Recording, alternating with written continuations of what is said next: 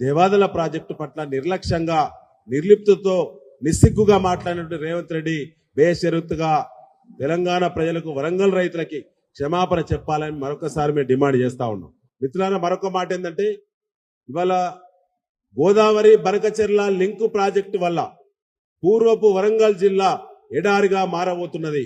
ఇప్పటి వరకు మనకు అందుబాటులో వచ్చినటువంటి ప్రాజెక్టులన్నీ కూడా పనికిరానటువంటి ప్రాజెక్టులుగా మరి దుష్ప్రచారం చేసేటువంటి పనికిరాని ప్రాజెక్టులుగా మూలకు నెట్టేటువంటి కుట్ర జరుగుతూ ఉన్నది.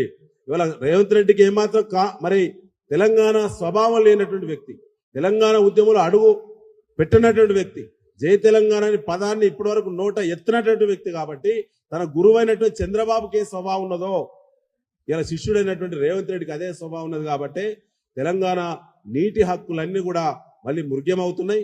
మళ్ళీ మొదటికే వచ్చింది 2001 టీఆర్ఎస్ ఆవిర్భావ సందర్భంగా గోదావరి కృష్ణా నదుల పైన ఏ రకమైనటువంటి మరి అస్పష్టమైనటువంటి విధానాలు ఉన్నాయో ఇవాళ అటు చంద్రబాబు రావడం, ఇటు రేవంత్ రెడ్డి రావడంతో